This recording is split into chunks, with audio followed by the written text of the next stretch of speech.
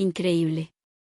Productora de CNN y estudiante danesa confiesan, Colombia nos cambió la vida y nadie nos creyó. Lo que estoy a punto de contarles es la historia de dos mujeres de mundos completamente opuestos, una productora de noticias acostumbrada al cinismo de las grandes capitales y una joven estudiante de la fría Escandinavia, unidas por un destino que ninguna de las dos esperaba, Colombia. Lo que descubrieron en esta tierra de contrastes les voló la cabeza, destrozó sus prejuicios y las transformó para siempre. Prepárense, porque lo que van a escuchar me dejó sin palabras. La mirada de CNN, el misterio de la sabrosura. Mi nombre es Jennifer Smith. Durante años, he sido productora global en CNN, recorriendo el mundo para contar historias que importan. Mi día a día es un torbellino de noticias de última hora, conflictos geopolíticos y crisis económicas. Pero hace poco, desde mi oficina en Nueva York, empecé a notar un fenómeno que no podía ignorar, algo que se salía de todos los guiones, una obsesión creciente, casi febril, de los estadounidenses con Colombia. Al principio, pensé que era una moda pasajera. Karol G y Shakira dominaban las listas de Billboard, la película Encanto de Disney había convertido a la familia Madrigal en un ícono global, y de repente, todos mis colegas hipsters solo querían tomar café de origen único colombiano. Pero la vaina era más profunda. Escuchaba a la gente en el metro tarareando vallenato sin saber qué decían, mis amigos hablaban de ir a Medellín como si fuera el nuevo Miami, y los restaurantes de arepas y sancocho brotaban por todo Brooklyn. Sin embargo, había algo que me hacía ruido. A pesar de que la cultura colombiana nos invadía, mi conocimiento real del país era prácticamente nulo. En mi mente, y en la de muchos de mi generación, Colombia seguía siendo sinónimo de narcos, de peligro, de una historia oscura. La pregunta me taladraba la cabeza, ¿cómo es que el país que una vez fue catalogado como el más peligroso del mundo, de repente se había convertido en el epicentro de lo cool? ¿Qué secreto guardaba esa tierra para que todos cayeran rendidos a sus pies? Esta curiosidad personal se mezcló con mi instinto de productora. Aquí había una historia. Una historia grande. Tenía que ir. No quería contarla desde un escritorio en Nueva York, leyendo cables de agencias. Quería sentirla, olerla, vivirla. Le presenté la idea a mi jefe, un documental que desvelara el secreto del nuevo encanto de Colombia. Para mi sorpresa, aceptó de una. Ve y tráenos esa historia, Smith, me dijo. Mientras reservaba el vuelo a Bogotá, sentía una mezcla de emoción y nervios. ¿Sería capaz de capturar la verdadera esencia de ese país? ¿O me encontraría con que todo era una fachada, un producto bien empaquetado para el consumo global? Antes de partir, me sumergí en libros y documentales. Descubrí una nación de una complejidad asombrosa. Un lugar con una historia profunda y dolorosa, pero que en pocas décadas había logrado una transformación que desafiaba toda lógica, convirtiéndose en un referente de resiliencia e innovación social en América Latina. ¿Cómo fue posible ese cambio tan berraco? A bordo del avión, mi mente era un hervidero de preguntas. ¿Qué tenía Colombia que atraía tanto a la gente? ¿Cuál era el espíritu de su pueblo? Tras un largo vuelo, aterricé en el Aeropuerto Internacional El Dorado. Desde el momento en que bajé del avión, sentí que algo era diferente. El aire frío y cortante de la sabana de Bogotá me golpeó la cara. El aeropuerto, impecable y moderno. Esta es la primera impresión de Colombia, pensé. Pero sabía que esto no era todo. Mi misión era encontrar el alma del país, ese no sé qué, que lo hacía único. Decidí llegar con la mente abierta, sin prejuicios, lista para dejarme sorprender. El trayecto hacia el hotel en Bogotá fue un espectáculo visual. Rascacielos imponentes se alzaban hacia el cielo, pero entre ellos, como susurros del pasado, se asomaban casas de tejas rojas y fachadas coloniales. Lo moderno y lo tradicional no solo coexistían, sino que parecían conversar. La primera impresión de la ciudad fue de una energía vibrante, un caos ordenado. No era la opresión de Nueva York ni la dispersión de Los Ángeles. Las calles estaban limpias, la gente caminaba con un propósito, pero en medio de esa modernidad, la historia respiraba en cada esquina. En el corazón del distrito financiero se erigía el Museo del Oro, y junto a edificios de vidrio y acero, sobrevivían barrios antiguos con un encanto indescriptible. Dejé las maletas y salí a caminar, a perderme en las calles de la Candelaria. El contraste era fascinante. A un lado, una tienda vendía los últimos celulares, al otro, los vendedores de un mercado de pulgas gritaban sus ofertas con una vitalidad contagiosa. Pero fue en la Plaza de Bolívar donde sentí el peso de la historia. Rodeada por la Catedral Primada, el Palacio de Justicia y el Capitolio Nacional, sentí que estaba en el corazón palpitante de la nación. Mientras deambulaba, ocurrió algo curioso. Una familia colombiana me pidió que les tomara una foto. Accedí con una sonrisa. Después del clic, el padre de familia me miró y preguntó, ¿Su merced es extranjera? Sí, vengo de Estados Unidos, respondí. De repente, cambiaron a un inglés sorprendentemente fluido. ¿De Estados Unidos? ¡Qué chévere! ¿Y qué tal le ha parecido Colombia? Su calidez y apertura me desarmaron. Yo esperaba gente más reservada, quizás tímida con los extranjeros, pero esta familia era todo lo contrario. Conversamos un rato y hasta me invitaron a almorzar un ajiaco. Tuve que rechazar por falta de tiempo, pero en ese instante, sentí la calidez humana de la que tanto había oído hablar. Esa tarde, subí en el teleférico a Monserrate. La vista de Bogotá desde la cima al atardecer fue algo casi místico. Un mar de luces que se extendía hasta donde alcanzaba la vista, abrazado por el verde imponente de los cerros orientales. Viendo esa inmensidad, entendí que esta ciudad tenía un alma especial. En el mirador, escuché a una pareja de turistas extranjeros. Esta ciudad es hermosa, decía él, pero ¿no será demasiado agitada, demasiado competitiva? Esa pregunta me hizo pensar. ¿Cómo era la Colombia que se escondía detrás de esa postal deslumbrante? Ese primer día, mi cerebro intentaba procesar la dualidad de Bogotá, moderna pero tradicional, frenética pero con pausas para un tinto, sofisticada pero con un calor humano arrollador. Comprendí que el encanto de Colombia no estaba en una sola cosa, sino en esa fusión magistral. El alma del país residía en su capacidad para mezclar lo viejo y lo nuevo, la naturaleza y el asfalto, la fiesta y la resiliencia, creando algo único en el mundo. Y eso era solo el comienzo. Días después, quise sumergirme en algo más profundo, algo que definía la identidad del país, el café. Reservé un viaje al eje cafetero. El trayecto en carro hacia una hacienda en las montañas de Salento fue una terapia para el alma. El paisaje era de un verde imposible, un tapiz de colinas ondulantes cubiertas de cafetales. Al llegar, me recibió don Elías, el maestro cafetero, un hombre de piel curtida por el sol y manos que contaban historias. Esperaba a alguien moderno, quizás con un iPad para la presentación, pero don Elías era la tierra misma. Nos sirvió una taza de café recién preparado, un tinto negro como la noche y aromático como el cielo. El aroma era tan embriagador que, tras el primer sorbo, no pude contenerme y exclamé en voz alta, ¡uf, qué delicia! Este es el mejor café que he probado en mi vida. En ese instante, un silencio se apoderó del pequeño grupo. Todos me miraron. La expresión de don Elías se endureció sutilmente. Me sentí como una tonta, mi cara se puso roja. ¿Qué había hecho mal? Una participante colombiana a mi lado me susurró, parce, acá el café se disfruta en silencio. Es un momento para conectar con el alma de la tierra. ¡Qué pena! Al final de la degustación, me acerqué a don Elías para disculparme. Disculpe, de verdad, es que el sabor me emocionó tanto. No conozco bien la cultura del café.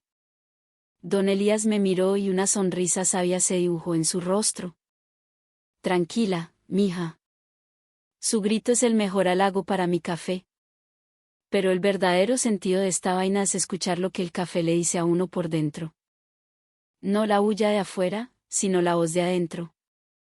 Esa frase me golpeó. Entendí que el café en Colombia no era solo una bebida, era un ritual, una forma de meditación, una conexión con la tierra y con uno mismo. A partir de ese momento, toda la experiencia en la hacienda cambió. La siguiente degustación la hice en silencio, cerrando los ojos, sintiendo cada nota, cada aroma, escuchando mi propio interior. Me di cuenta de que, aunque Colombia se movía a un ritmo vertiginoso, en su corazón latía una tradición ancestral, una filosofía profunda que aún tenía un lugar sagrado en el mundo moderno. De regreso del eje cafetero, mi siguiente parada fue Medellín. Quería ver la otra cara de la moneda, la innovación. Me habían hablado de la ciudad de la eterna primavera como un milagro de transformación social. Visité la Comuna 13 y subí por sus famosas escaleras eléctricas, viendo cómo el arte y la tecnología habían sanado heridas profundas. Luego fui a Ruta N, el centro de innovación de la ciudad. Era como entrar en el futuro. Un edificio de diseño vanguardista, lleno de jóvenes emprendedores creando startups de biotecnología, software y energías renovables. Mientras observaba una exhibición de prótesis impresas en 3D, me acerqué a un joven para hacerle una pregunta técnica en inglés. Se puso visiblemente nervioso y balbuceó. One moment, please.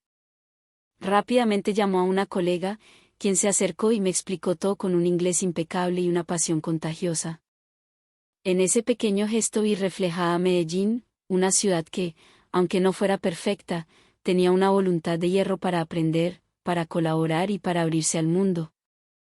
Experimenté la tecnología de punta, la resiliencia de su gente, pero me faltaba algo, el día a día. Decidí caminar sin rumbo por Laureles, un barrio residencial.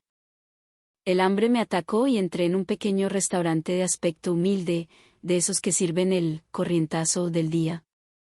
El menú en la pared era un misterio de nombres que nunca había oído: sancocho, mondongo, sobrebarriga. No había fotos, ni menú en inglés. Estaba perdida. La dueña, una señora robusta y sonriente que todos llamaban Doña Rosa, notó mi cara de gringa confundida.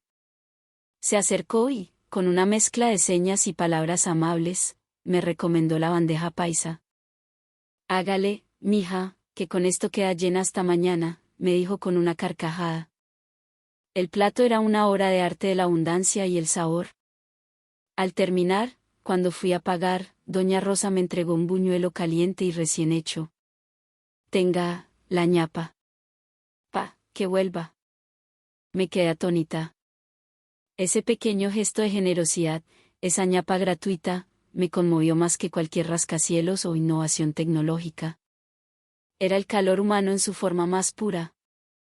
La última noche en Colombia, desde el balcón de mi hotel en Medellín, contemplé las luces de la ciudad esparcidas por el valle.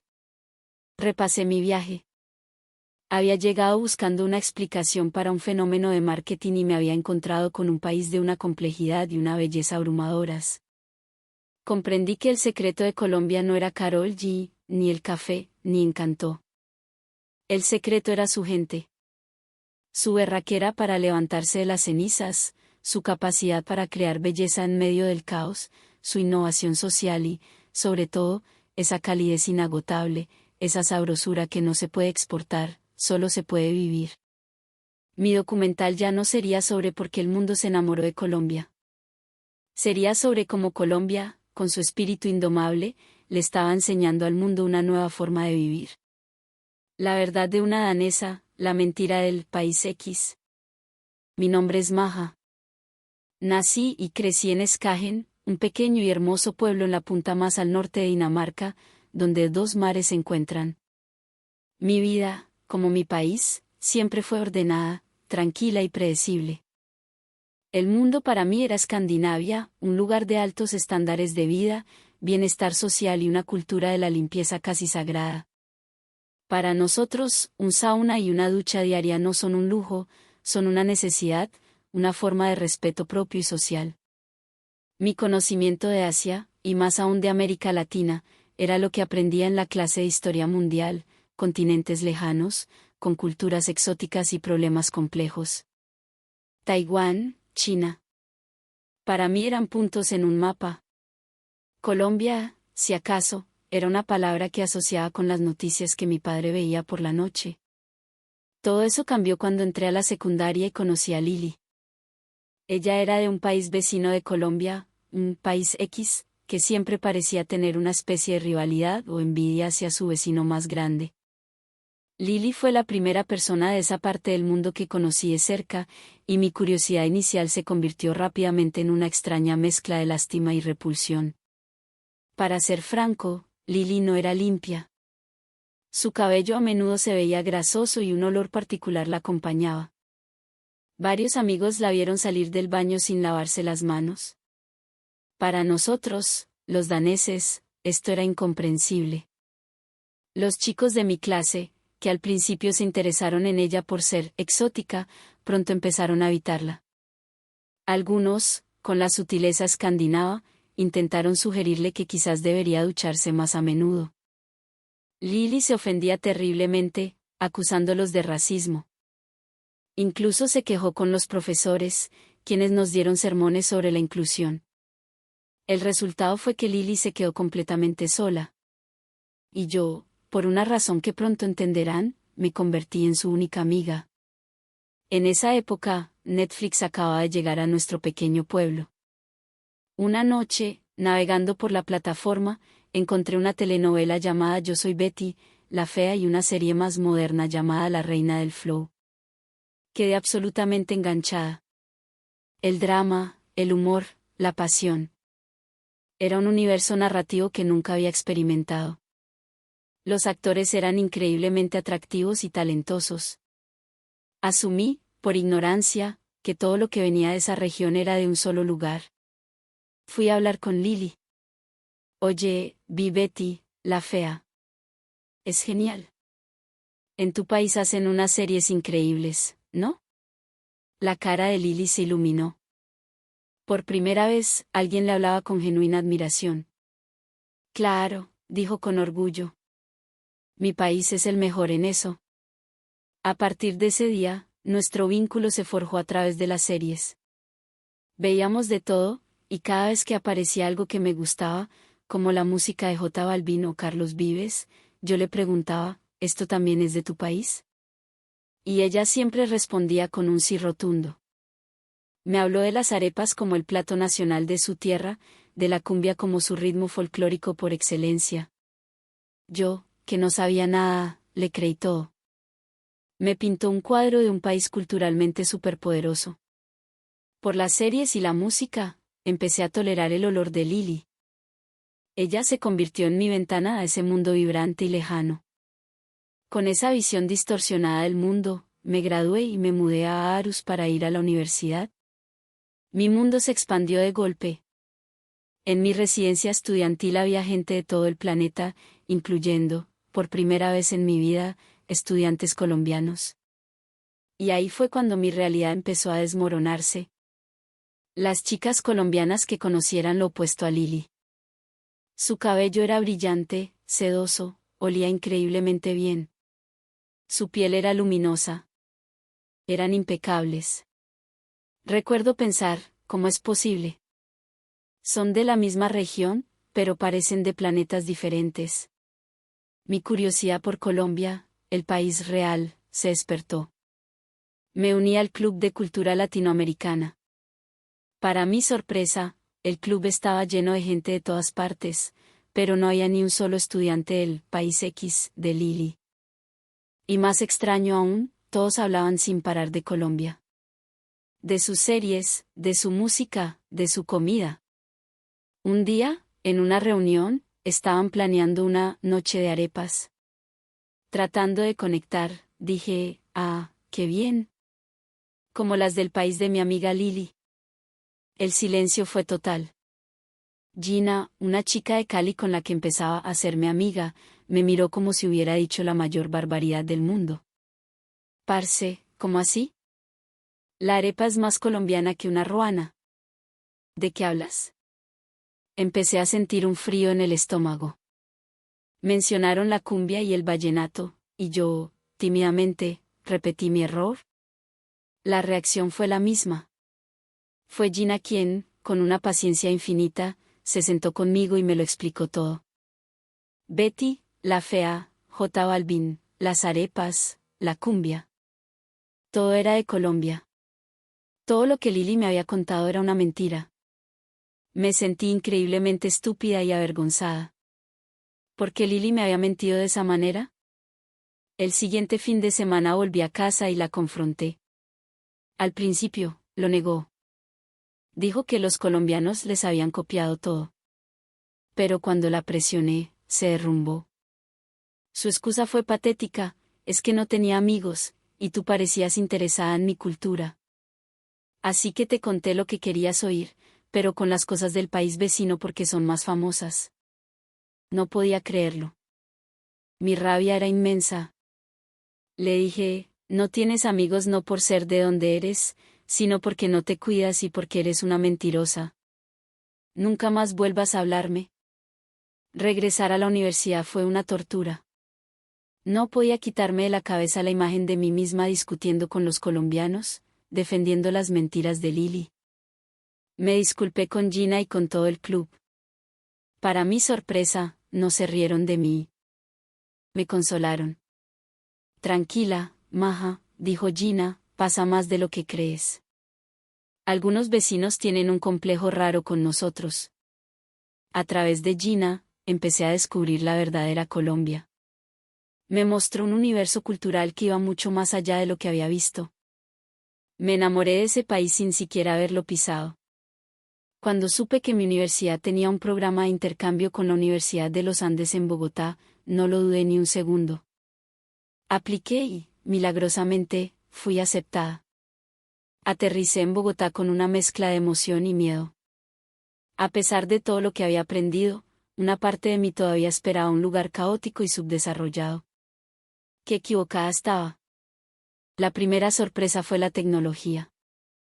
El Internet era más rápido que en Dinamarca. En todas partes. En el bus, en los parques, la conexión era impecable. Luego descubrí Rappi. Podía pedir lo que quisiera, desde un cargador de celular hasta un plato de ajiaco, y tenerlo en mi puerta en minutos. En Dinamarca, si quieres algo después de las 6 de la tarde, tienes que esperar al día siguiente. En Colombia, sentí que había llegado a la civilización. Pero el mayor impacto fue la gente. Mis compañeros de los Andes eran de otro nivel. Brillantes, multilingües y, sobre todo, increíblemente trabajadores. Mi compañera de cuarto, Ximena, se levantaba a las 4 de la mañana para estudiar antes de ir a clase, trabajaba los fines de semana y aún así sacaba tiempo para ir al gimnasio. Cuando le pregunté cómo lo hacía, se rió y me dijo, no, ahora duermo un montón.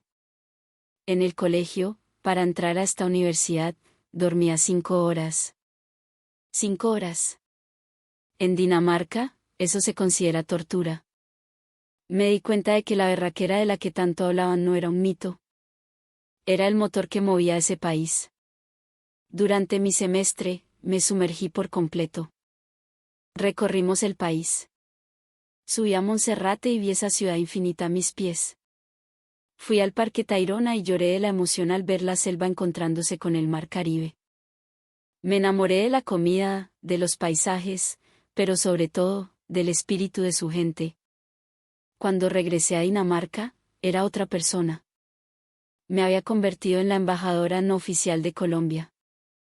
Cada vez que un amigo hacía una broma sobre narcos, yo los corregía. Les contaba del Internet de alta velocidad, de los estudiantes que se quemaban las pestañas, de la belleza de sus parques naturales, de la calidez de su gente. Me di cuenta de que Colombia era un diamante en bruto, una joya que el mundo, por pereza y prejuicios, se negaba a ver en su totalidad. Había llegado buscando la verdad detrás de una mentira, y había encontrado un segundo hogar. El alma que el mundo necesita descubrir. Entonces, ¿qué nos enseñan las historias de Jennifer y Maja? Estas dos mujeres, una desde la cima del periodismo mundial y la otra desde la inocencia de un pueblo danés, llegaron a la misma conclusión a través de caminos diferentes. Descubrieron que el verdadero encanto de Colombia no se encuentra en las listas de Spotify ni en las bolsas de café gourmet. Reside en algo intangible, en el alma de su gente. Jennifer, la productora cínica, buscaba una tendencia y encontró una verdad. Vio cómo un país es capaz de tejer lo más moderno con lo más ancestral sin que se rompa un solo hilo. Entendió que detrás de la eficiencia de Medellín y el bullicio de Bogotá, hay un respeto profundo por la pausa, por el tinto conversado, por la calidez de una ñapa que no espera nada a cambio. Vio la resiliencia convertida en innovación. Maja, la estudiante engañada, buscaba corregir un error y encontró una pasión. Descubrió que los estereotipos son prisiones de ignorancia. La diligencia y la ambición de los jóvenes colombianos destrozaron la imagen de pereza que una sola persona le había inculcado. La infraestructura de primer nivel y la belleza sobrecogedora del paisaje le demostraron que el tercer mundo es a menudo una etiqueta que ponemos desde la arrogancia del primero. Ambas historias nos hablan de la valentía de mirar más allá de los titulares y las mentiras. Nos recuerdan que para entender un lugar, hay que respirar su aire, hablar con su gente, sentir su pulso. La verdadera Colombia no es la de las series de narcos. Es la del campesino que te enseña a escuchar el café. Es la de la estudiante que duerme 5 horas para construir un futuro mejor. Es la de la señora que te regala un buñuelo, pa, que vuelva. Quizás Colombia es como un espejo mágico. Un espejo que le muestra al mundo lo que significa ser resiliente, ser cálido, ser berraco. Si estas historias han encendido una pequeña luz en su interior, si sienten la curiosidad de rascar más allá de la superficie, les hago una invitación. No dejen que otros les cuenten cómo es Colombia. Un día, ojalá, puedan venir y descubrir su propia Colombia. Y cuando lleguen, este país, con su belleza inagotable y la sonrisa perenne de su gente, seguramente les dirá, bienvenido, parce. ¿Se toma un tinto? Porque Colombia no se cuenta, se vive.